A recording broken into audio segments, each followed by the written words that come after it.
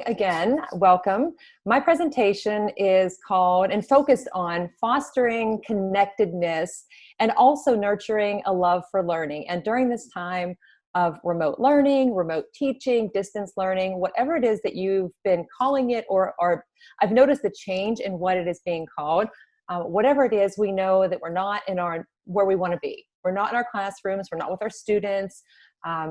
So it has been a difficult transition, not just for us as teachers, but with our families and then our students. And so hopefully at the end of this period of time that I get to spend sharing with you this morning, like I said, that you'll have some ideas and things that you can try with your students, with your classrooms.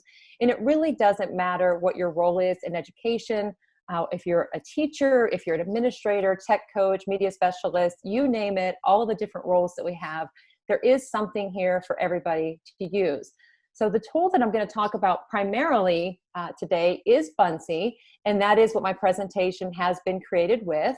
So anything that you see on the slides are all built within the tool itself. It's amazing what it has available, and the nice thing about it is that it really does offer something for everybody. So for those of you that don't know me, my name is Rachelle Dene Poth. I am a Spanish and STEAM teacher at Riverview School District, which is in Oakmont, and I've been there for a while. I'm also an author and a consultant, so I've been keeping pretty busy with learning my whole life, love learning, love education, and so people tend to ask me what motivates me, and honestly, like aside from trying to find new and interesting ways for my students to learn, I really try to take the time so that I can make things easier for others. And so if I can find different digital tools, strategies, methods, and it's not all about the technology, even though I'm presenting on technology today, but it's just finding something that's going to work, that doesn't have a huge learning curve, and that everybody can find something to do with that. And so for me, for the last probably 5 years, my students and I have been using Buncee because we love what it offers, but also because many of the other tools that are out there work with it well. So it's kind of like in the past couple of months, we've all seen all of these different tools that have come out, and you're overwhelmed, like, where do I begin? And so that presented some challenges. For me, even though I've used technology in my class for the last couple of years, I go to conferences, I do webinars and professional development like this, like everybody here, it truly does not matter from anybody who I've spoken to who has little to extensive experience using technology or has knowledge about digital tools. It has made no difference. We made that transition so quickly, and so we had to come up with like a plan to put in place. And so for me, when I thought about, the challenges, like in my school, we had students for the first 2 weeks that had materials to work on at home, and then we officially started the remote instruction plans on March 30th. And so each week, all the teachers create the plans for the week. We use email, it's posted on our school website, and then individual teachers have systems that they use. And so trying to find something that kind of works for everybody is difficult because everybody has a different comfort level. So for me, and maybe for many of you as well, some of these may have been the challenges. As I mentioned, I've used a lot of technology. I have never taught a high school or any course online. I've done webinars, but figuring out how to take 42 minutes of a Spanish 1 or whatever course and take all of that I do in my classroom and put it into that virtual space, I had no idea.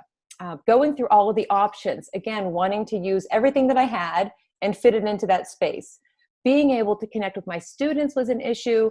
Wondering about my students and their families, and of course, how we can support them. We know access is a big issue, even being able to connect with them. And I don't know about everybody that's here, but I'd be curious to know how many of you still have students and families that you really haven't heard from, that no matter how much you try to reach them, it's still like you're just not getting to them, or it's not that often.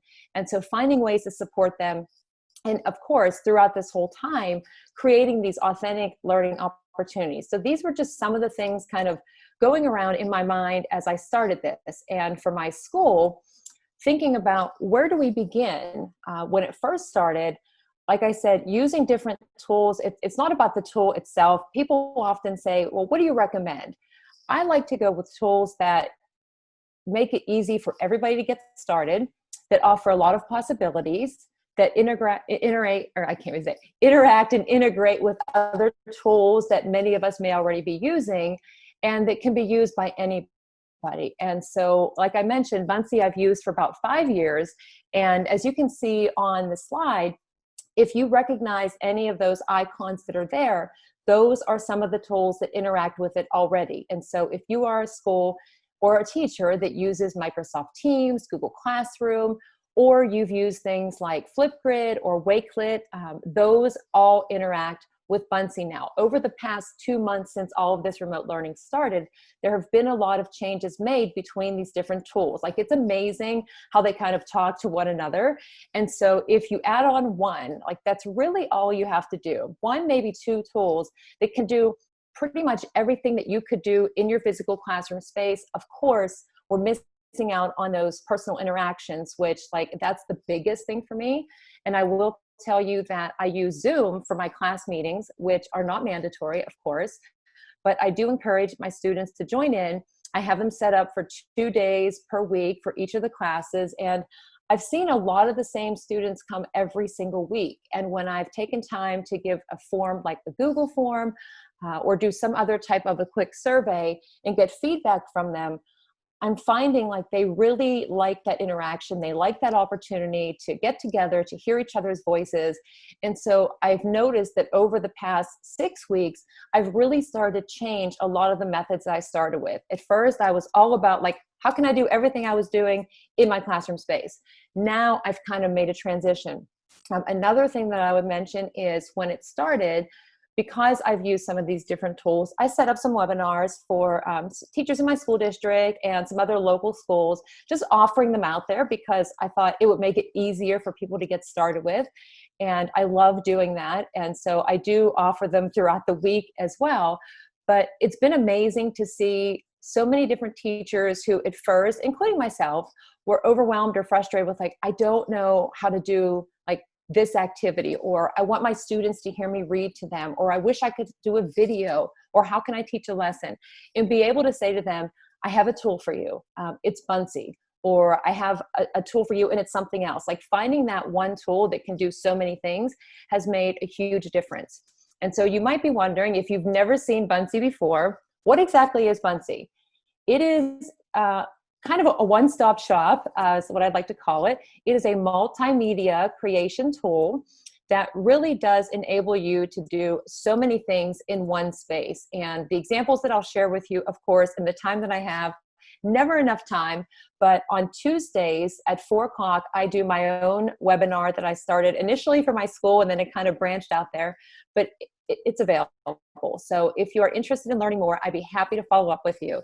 But basically, if you think about creating a Google presentation or Microsoft PowerPoint or anything else where you could add in all different kinds of media like videos, images, shapes, drawing feature, an assessment tool, and put that all into one package, that's what Buncee is. And so again, anything that you're seeing on the screen, this is a presentation that I made in Buncee. So there are animations. It is a ton of fun to create with. So what can you expect? Well, Buncee's library has more than 31,000 graphics. And just imagining if you are teaching a lesson to your class, and if anybody has used HyperDoc, or you want to share with your students a video, a link to a website, maybe some text or some pointers or something, maybe you want to record a message to them, you want to have them answer a question or do a multiple choice, all of that can be placed into one, just like on this one slide, and shared with your students. Because as a teacher, you have, similar to what you have in Teams or Google Classroom, you can have your own classes with your teacher dashboard, and you can assign Buncees and interact with your students in that space, and use this to have them not only create, but to respond to questions, to hear your voice, and to do all of that in this one area. So as you can see on the screen, I mean, tons of different graphics. There's a lot going on that, but I just wanted to add in some of the newer stickers and animations as what they have. Now, when I started, I wanted to think about how was I going to kind of package everything to share with my classes. And for about 5 or 6 years, I was using Edmodo in my classroom, and that was working very well. I was using it to share information every day. I was assigning homework every night, storing projects.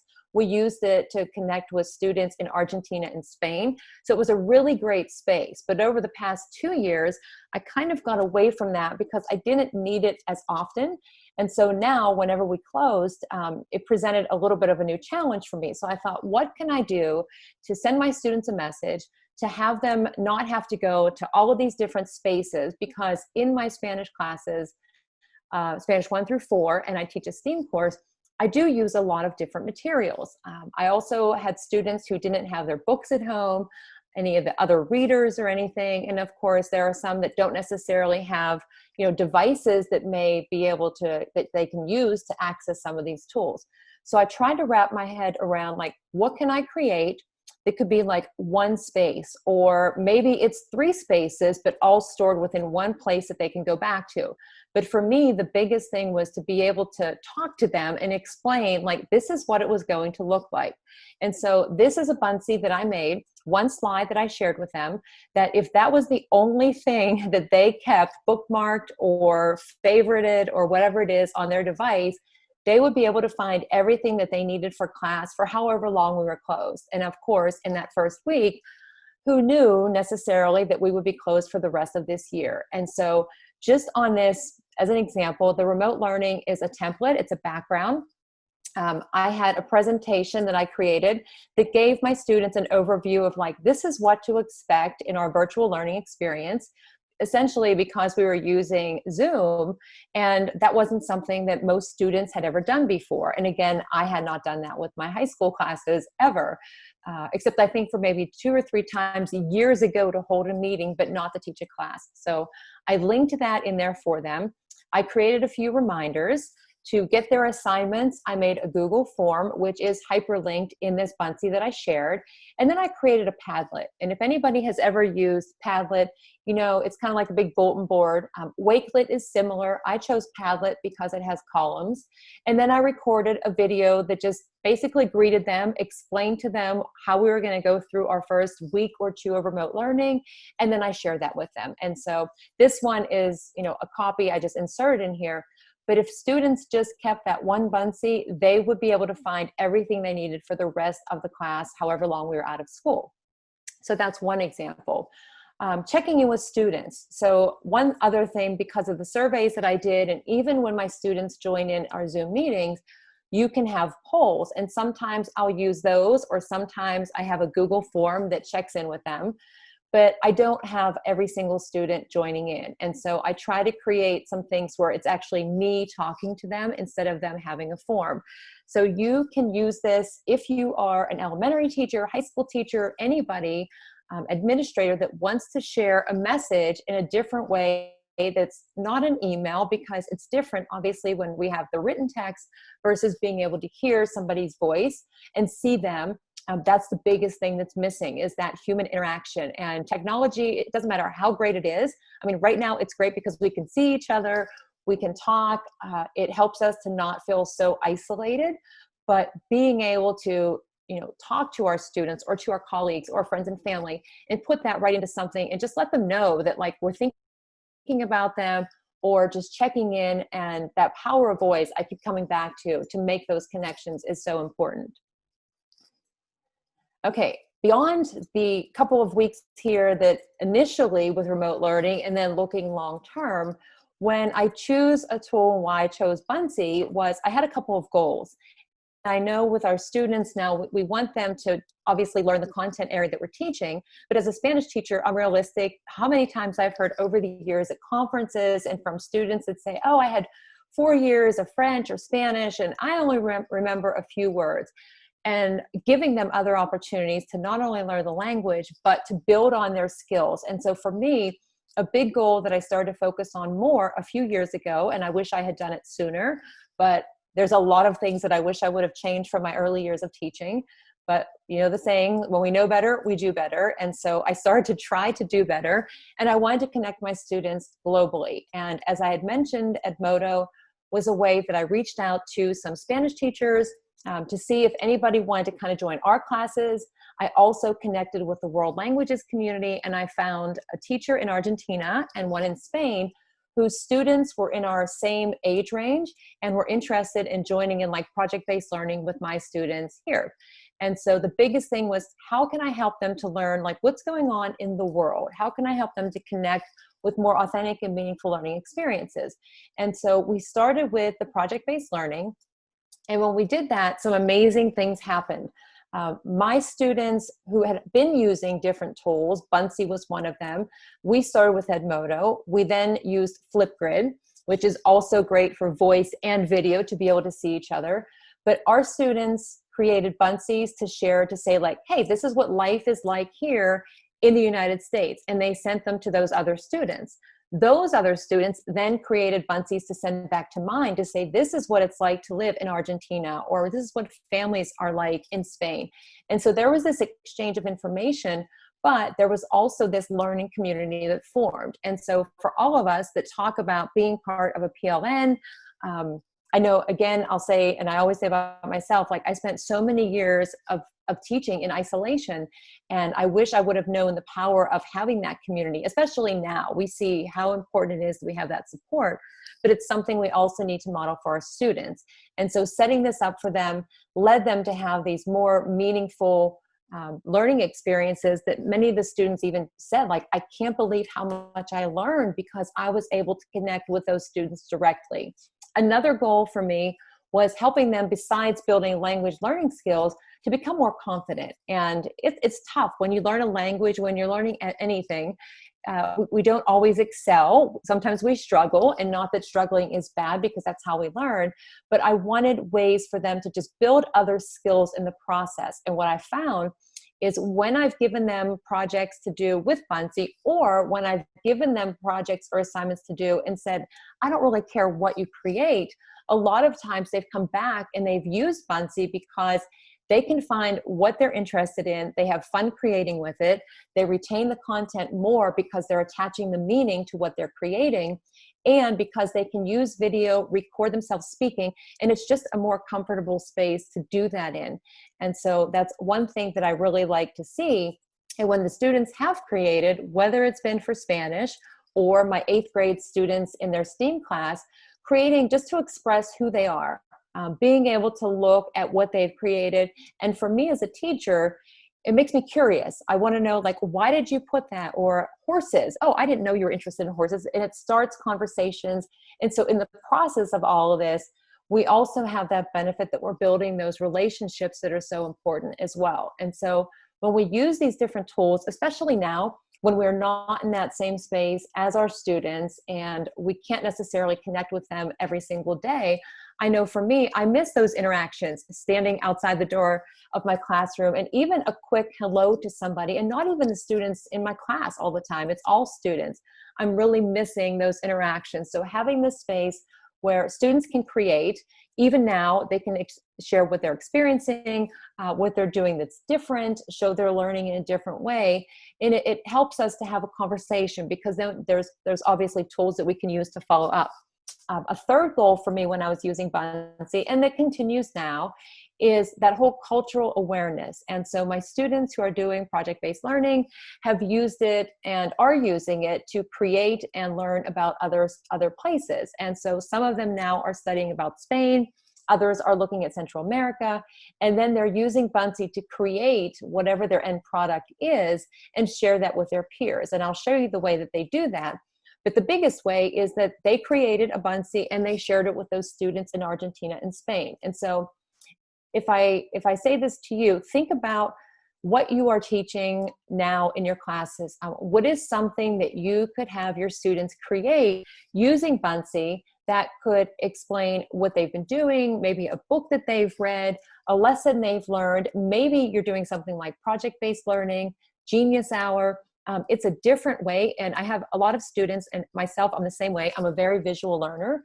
And so being able, like, I can remember projects that I did in the 9th grade that used construction paper because I remember the glue and the paper and everything that was put into that project. And so for my students, when they do create with this, deciding what to put into it, I've noticed that they've retained the information a lot more. But the other thing about it is we're helping them build skills that they need. And I don't even want to say for the future anymore, right? We need these skills now, especially in this time of remote learning, thinking forward, what will school be like in a couple of months when it's the start of the new school year? Certainly, we all hope we don't have to experience this again. If we do, I know that we will be better prepared because we're all here, we're learning and taking these opportunities, but we also have to provide those opportunities for our students. So one thing that I did recently is, and I'm not a huge fan of having myself on video or recordings, but at a time like this when we're not in that space to give those instructions or to explain something again, this is the perfect space to do that. And so my Spanish 1 students are working on a family project, and they do have a rubric, but it's very loose. They can just talk about their family members, physical descriptions, ages, all of those things we would use to describe our families, but they're going to create it with Buncee, but I want them to talk about it as well. I want to hear them speak in Spanish because, of course, I need to make sure that they're practicing their Spanish speaking skills. And so if I'm asking them to do something, I need to be willing to do it myself. And that's another lesson learned years ago when I didn't understand why students didn't want to stand in front of their classmates and do a presentation. Because I realized I didn't want to stand in front of my colleagues at a professional development session and present in front of them. And so asking them to record themselves, I needed to set up an example. And so just an idea, if you have something coming up, end of the year project, Genius Hour, I mentioned project-based learning, where you want students to create, maybe it's just them talking about it, like a book report or an experience or someplace they'd like to travel to. I mean, there are so many options out there, and I'm going to try and make sure that I have enough time to share some of the awesome Buncees that teachers in my school district have created. But thinking about this, one thing that is always in my mind is accessibility and student interest and what their level of comfort is. And we get the pushback. Students don't want to use technology, sometimes because it's just one more thing, sometimes because they prefer to draw or use paper in traditional forms, which is totally fine. But it's nice when I found that even students, and sometimes teachers too, say that this has been something that everybody has been able to find something that works for them. And so that's one of the things I love about tools like this, is having those options. One other thing that I'd like to mention about Buncee and some other tools is Immersive Reader. And Immersive Reader is great when you're talking accessibility, being able to reach language learners, whether they are just developing their language skills or you have students or their families who are not native English speakers. And I have a friend who is in Canada, and 42 different languages are spoken. 70% of the students and families in that school system are not native English speakers. And so for her to get the information to all of her students and their families and have it to be understood, and so everybody was able to work through it, she relied on Buncee because she can use Immersive Reader. Anytime you see the little symbol that looks like a book and has the speaker there, that's the Immersive Reader. And many of the tools that you're probably already using, and I come back to this one that I had earlier, have that Immersive Reader in it.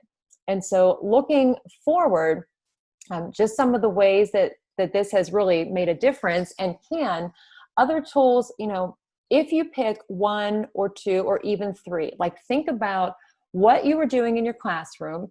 And for me, I've gotten almost completely away from any of the books because my students don't have them. They're not available online. I did find the workbooks online, but I shouldn't be so attached to the book. I've been trying to use different ways to engage them with the content and kind of leverage a couple of different tools that I know do a lot. And so when I recommend to teachers or anybody in education, is finding something that doesn't have a huge learning curve, that already has templates, ideas, lessons, things available that if you try it out, you don't take a lot of time. And if you decide that it's not going to work for you or your students, that you just move on to the next one because there's plenty more out there. And as I mentioned, project-based learning, we used Buncee.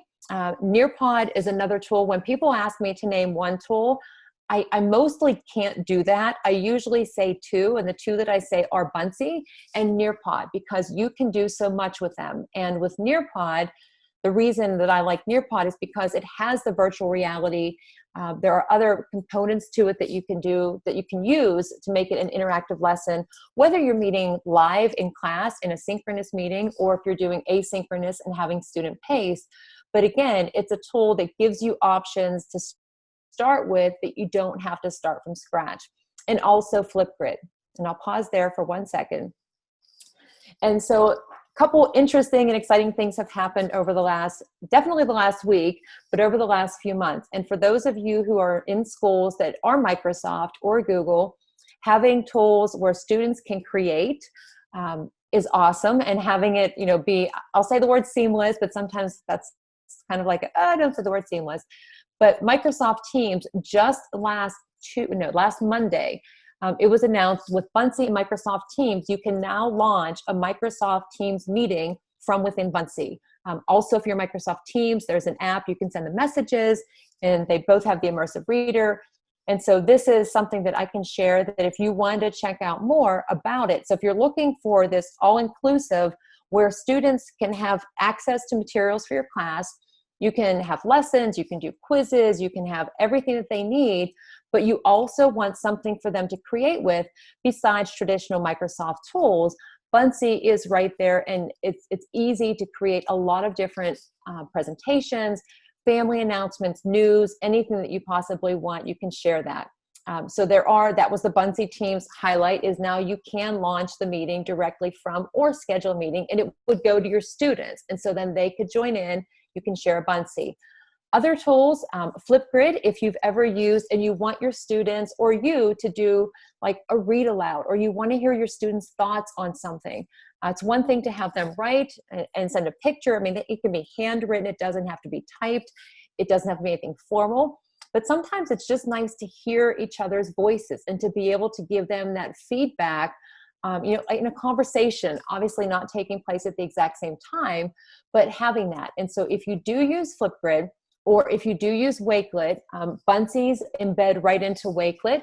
But with Flipgrid, one of your options is to also include a Buncee with that. And so this, again, is something that has come to be from Buncee with the remote learning. And I'll give you a couple tips here, and then I'm going to share just a couple things because I know time, it goes so quickly. But how do you find out about it? One, ask me. I would be happy to answer any questions about any of these tools. I choose Buncee because I can do a lot of things with it, but also the others that I mentioned, Nearpod, Flipgrid, Wakelet. It's not that you have to have all of the tools and use them. We don't want to overwhelm our students and their families. But what I found a couple of weeks ago, I was thinking about tools that we use that perhaps like playing games of Kahoot, for example. Like we use Kahoot in our classroom, but what about with our families, like playing a game of trivia? And I've seen virtual games being done too. So Buncee is a tool that we can use. Flipgrid is a tool we can use with our family and our friends to connect and to create. There's a lot of options. If you're on Twitter, if you're on Facebook, there's different educator communities there that are sharing amazing ideas all the time. Buncee has an ideas lab, which if you're looking for an idea, you can open it up and create your own Buncee right off of the bat.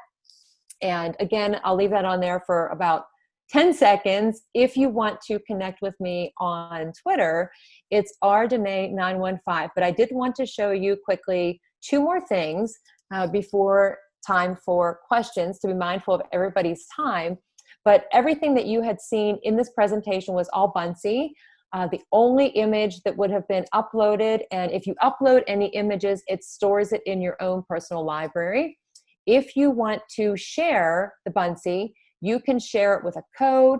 You could send email. So if you want to share an invitation, or you want to send newsletters to your students, to your families, to anybody in the community, you can do that as well. A newer feature is sharing it with Buncee users. You can do RSVPs.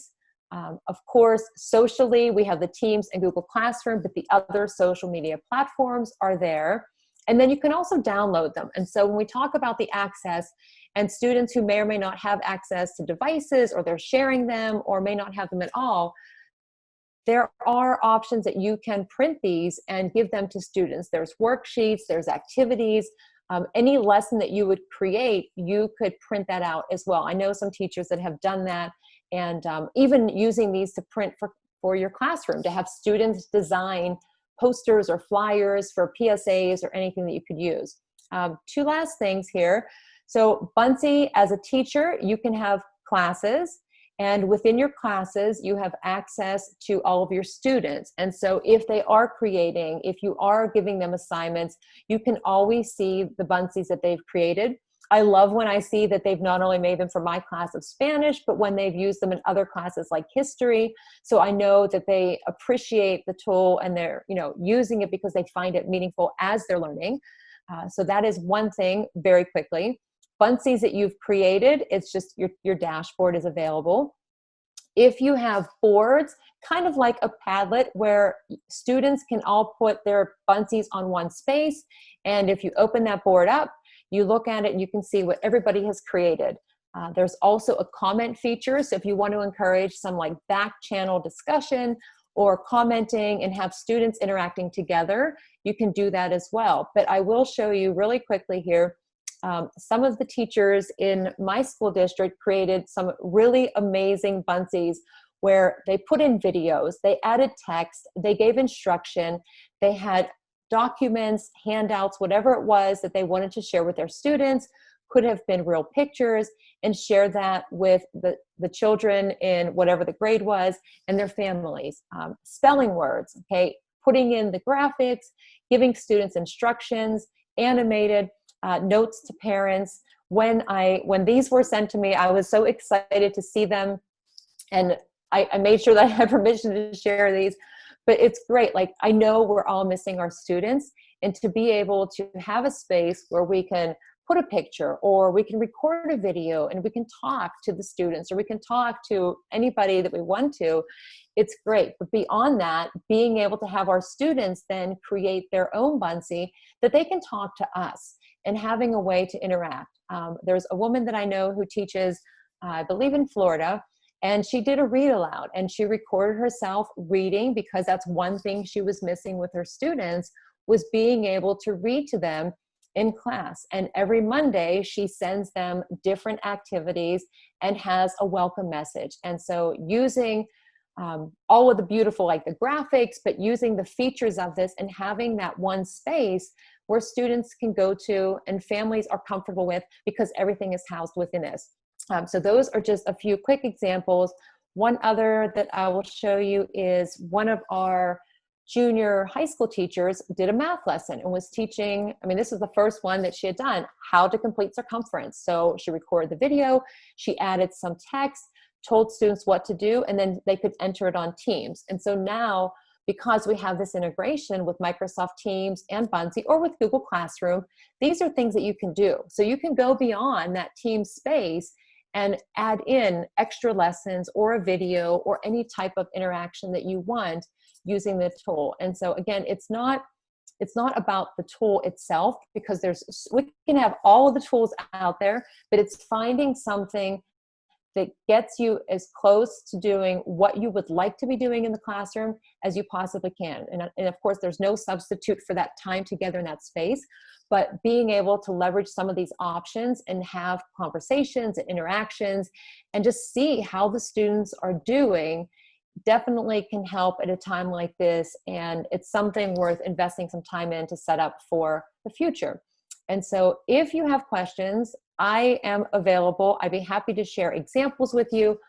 Checking out the Buncee blog where teachers share how they're using it, or any of the other tools as well. Again, I chose Buncee because that was what I used to help some of the teachers that I knew were looking for ideas, and also because I know a lot of schools use Microsoft Teams and also Google Classroom. And so when you can leverage those platforms and add in something that enables students to create, and then you're building all of these skills, even digital citizenship, social emotional learning, and so many more, it makes a huge difference. And so